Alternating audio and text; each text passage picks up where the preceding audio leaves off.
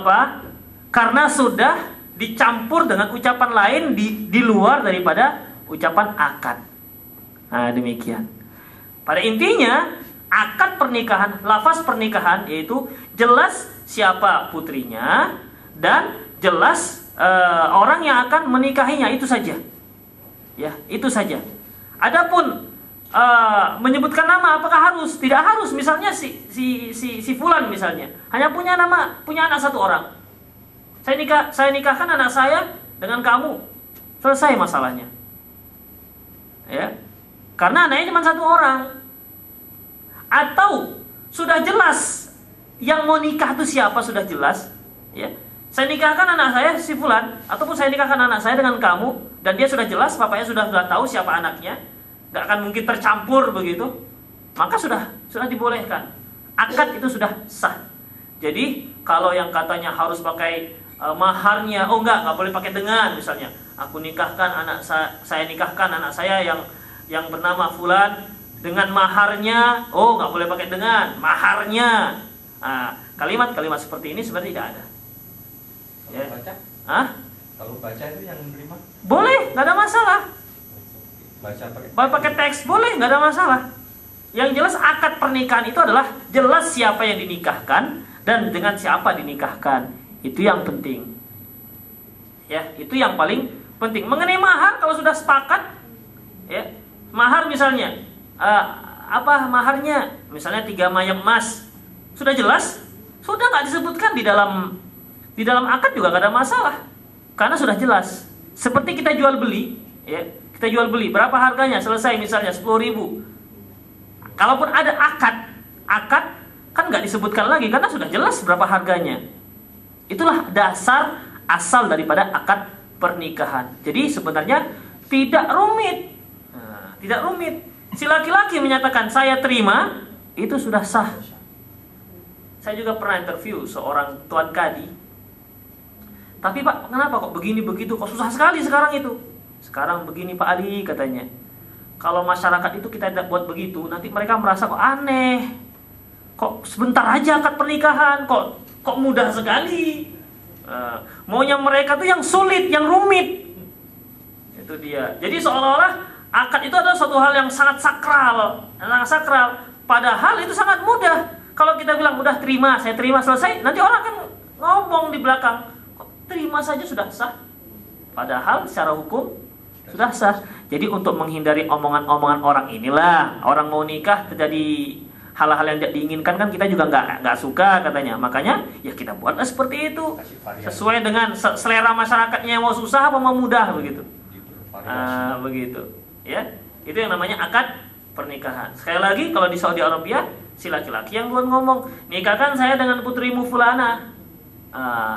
Si wali mengatakan aku nikahkan anak saya dan seterusnya. Kemudian dia katakan aku terima nikah putrimu. Selesai, titik. Jadi ada 2-3 kalimat dari si mempelai, dari wali dan dari jadi mempelai kembali. Kemudian ada maharnya. Ya. Ada maharnya. Mahar. Ya, nggak boleh kita kita menikahi seorang wanita nggak pakai mahar. Saya nikahkan anak saya gratis, begitu. Nggak bisa. Ya itu istilahnya aja Bu, intonasinya saja. Ya. Jadi demikian.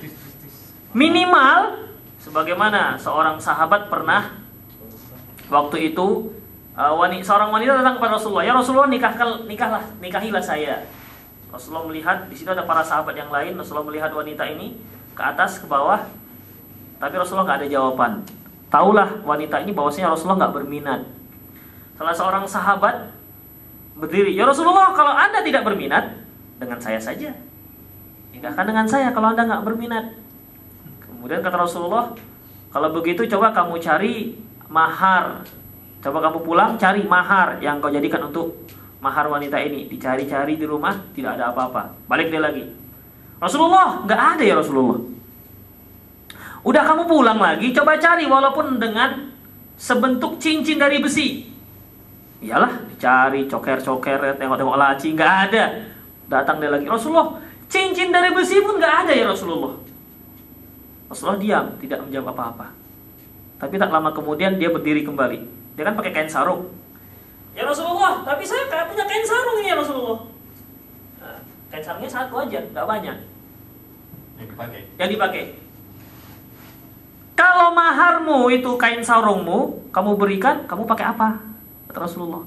Kalau dia pakai kain sarungmu, kamu nggak pakai apa-apa. Kalau kamu yang pakai, istrimu pakai apa? Dari maharnya. Nah demikian. Akhirnya karena sepertinya tidak ada tidak ada peluang lagi, dia pun ya duduklah lemes karena nggak ada peluang jadikan mahar. Nggak ada modal. Akhirnya dia pun pergi. Ketika dia pergi, Rasulullah memanggilnya kembali. Apakah kamu ada menghafal Al-Quran? Apakah ada Quran yang kamu hafal? Kemudian kata laki-laki ini, ada ya Rasulullah, soal Baqarah, Al-Imran dan seterusnya disebutkan di beberapa surah panjang. Kalau begitu, aku nikahkan kamu dengan wanita ini, dengan maharnya kamu ajarkan dia Al-Quran. Itulah maharnya. Ya, itulah maharnya dia. Sabar Bu, sabar. Ya, itulah maharnya dia. Artinya tetap harus pakai mahar. Dan maharnya itu, ya, maharnya itu disetujui oleh wanita tersebut. Kalau nggak setuju nggak bisa juga. Ya Rasulullah, cuman mengajarkan Al-Quran, nggak jadilah Rasulullah, nggak jadi itu. Tapi kan ini Rasulullah memilihkan, dan wanita ini sami'na wa ata'na. Begitu. Jadi bukan berarti kalau seandainya ada seorang laki-laki dia mau melamar seorang wanita, maharnya apa nak? Maharnya Pak, kalau saya ngajarkan Al-Quran saja Pak. Begitu. Padahal dia punya sesuatu yang dijadikan mahar, tapi yang dia pilih mengajarkan Al-Quran. Mengajarkan Al-Quran. Sudah. Ini sebenarnya kalau kita lihat dari konteks daripada kisah tersebut, mahar mengajarkan Al-Quran itu adalah mahar pamungkas. Ya, tidak ada yang lainnya. Kalau laki-lakinya juga nggak bisa mengajarkan Al-Quran, nggak bisa. Mau apa lagi? Sudahlah miskin, melarat, Quran pun nggak tahu, baca Quran nggak bisa. Muslim model apa ini jadinya? Demikian para ikhwatiddin azallahu wa iyyakum. Jadi ada, ya. Jadi ada 4 daripada rukun nikah. 4 rukun nikah. Kisah tadi itu diriwayatkan oleh laki-laki yang hanya punya kain sarung tadi. Ya, kisah tersebut diriwayatkan oleh Imam Bukhari dan Muslim. Jadi ada 4 rukun pernikahan: wali, saksi, akad dan mahar. Demikian. Tadi Bu Rusda mau nanya, silakan. Ustaz, seandainya perempuan tadi punya dinikahin, kan? Tapi dia tahu laki-laki itu gak punya apa-apa, dia tawarkan barangnya sesuatu untuk jadi mahar. Apakah itu boleh, Ustaz? Ini mau saya jawab apa saya mau jawab pertanyaan ibu yang lalu? Dua-dua aja, Ustaz. Ya Allah. Ya, kalau seandainya laki-laki itu nggak punya apa-apa, tapi wanita ini yang memberikan, dikasih hadiah. Sudah bang, ini saya kasih hadiah untuk abang, mobil Innova misalnya, tapi jadikan ini mahar saya. Bagaimana? Boleh. Setelah dikasihkan itu kan dia menjadi hak miliknya. Dikasihkan kembali jadi mahar, boleh, silahkan. Ya karena cintanya sudah cintanya sudah sangat melekat, apa saja rasanya coklat kan? Demikian, yang nggak ada masalah jika memang itu memang diberikan. Jika memang hal itu diberikan. Tapi itu kan pemberiannya besar. Hah? Iya, Ustaz. Ya. Dia bilang rasanya itu untuk abang. Dia bilang gini, kalau emang abang nggak punya apa-apa, ini aja di maharnya nih, ambil gelang saya nih, itu boleh nggak, Ustaz? Boleh. Pemberiannya bersyarat, boleh. Boleh kan kita memberi bersyarat? Al-muslimu ala syurutiha. Seorang muslim itu disesuaikan syarat-syaratnya. Kita memberi bersyarat. Ini saya pinjamkan saya pinjamkan kepadamu rumah saya. Tapi saya nggak mau ada di sini orang rame-rame misalnya. Silahkan, boleh.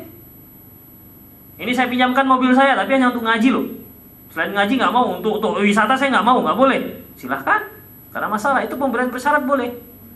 Demikian juga kalau dia dilihat suaminya, calon suaminya misalnya, kalaupun dia bisa memberi mahar, mungkin maharnya ya mahar murah-murah lah, seperangkat alat sholat misalnya, kan biasanya begitu, seperangkat alat sholat.